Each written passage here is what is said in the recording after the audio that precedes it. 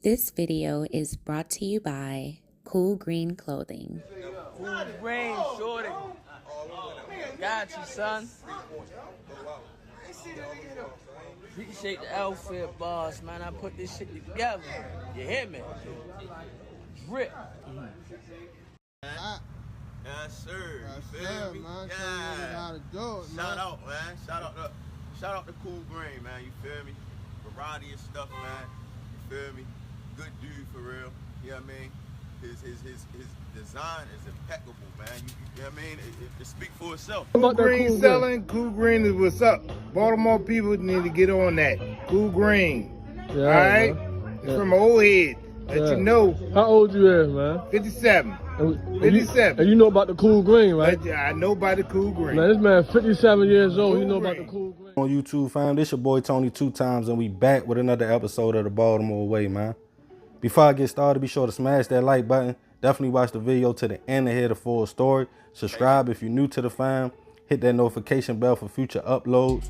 Okay, before I get started, a little disclaimer. The two victims that lost their life, rest in peace. They not here to tell their side of the story. So yeah, let's get right into it. Hustling can be a dangerous game in itself, but doing a deal to get weight or product to sell is even more dangerous, because you never know when someone is going to try to pull a move, and that's when things get wild. And on this episode of the Baltimore Way, we will discuss a case involving two brothers and a $25,000 deal that left two men gone. According to sources, when a young man we will call Jay was trying to make some extra money, he often tried to sell grass or play the middleman and set up deals. Renting a room in an apartment at a friend's house in Towson, Jay would get a call in April 2018 from a man he knew for a minute, Stanley Brunson. Stanley allegedly wanted to buy 21 pounds of grass from Jay. Not having that kind of weight, Jay called the man he had met at a bar in Fells Point, Norwood Johnson, who Jay had saved his name as his nickname, Knuckles. Norwood also had a little brother, Najee Johnson. For a few days, Jay and the brothers text back and forth. Jay also communicated with Stanley, letting him know the price of the pounds, which they came up with a ticket of $25,000. Finally, with everything set up, everyone agreed to meet on the morning of April 8th, 2018 at the Towson apartment. Jay's landlord had dipped out with his girlfriend, but it was a young lady visiting Jay, his friend and Morgan State basketball star, Tracy Carrollton, who was in a separate room. Stanley arrived at the spot at about 11 a.m. with his homeboy, Shamik joined him. Jay went to meet the men in the lobby and brought them upstairs. Then a text came in from Norwood stating traffic, meaning the two brothers were on their way, even sending Jay a picture showing slow-moving traffic on Interstate 695. Surveillance in the area picked up a black BMW with the two brothers in it, registered to Norwood, entering the parking lot of the apartment at about 11:21 a.m. Allegedly, when the brothers arrived, they came all business, took the duffel bag out the car and showed Jay the grass before going upstairs in the apartment, where the buyer, Stanley, and his homie Shamik was at. This is where things get crazy.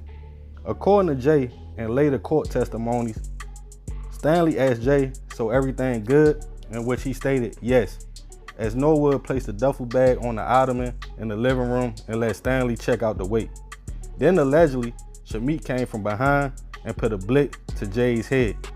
Jay reacted by pushing Shamik back against the wall and pressing his forearm on his neck before screaming out to Stanley, "Yo, what your boy doing?"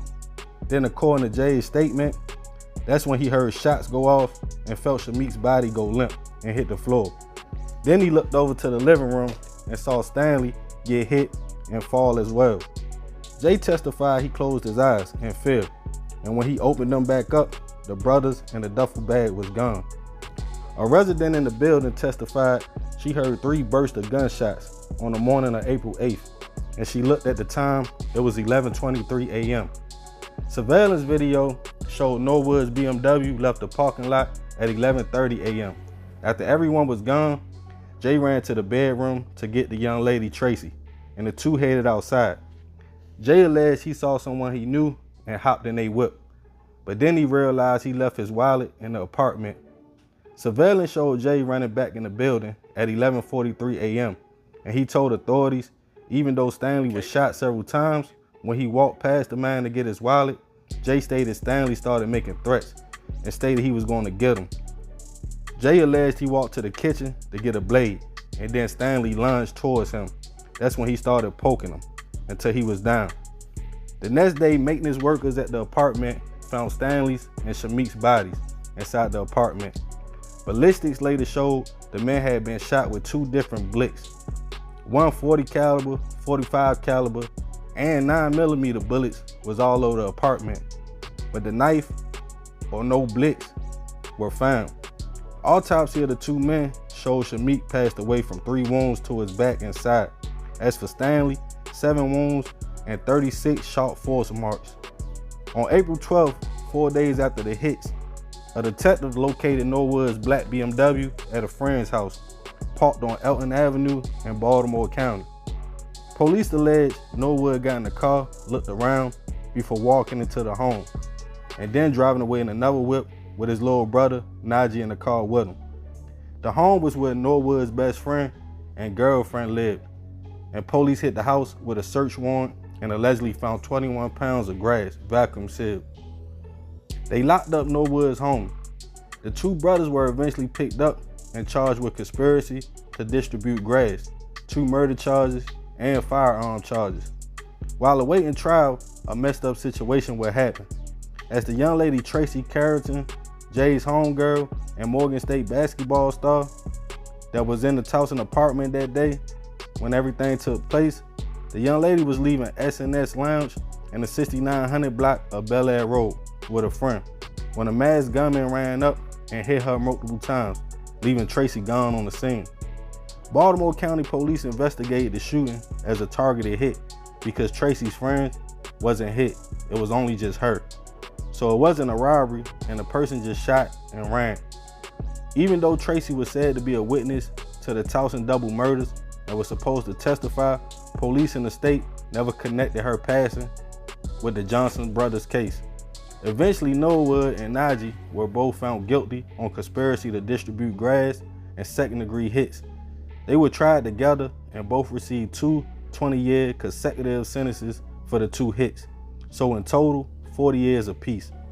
With surveillance and witnesses, it was an open and shut case. As for Jay, I don't think he was ever charged. If so, it must have been sealed. Rest in peace to Stanley, Shamik, and Tracy. I send my prayers and condolences to the families.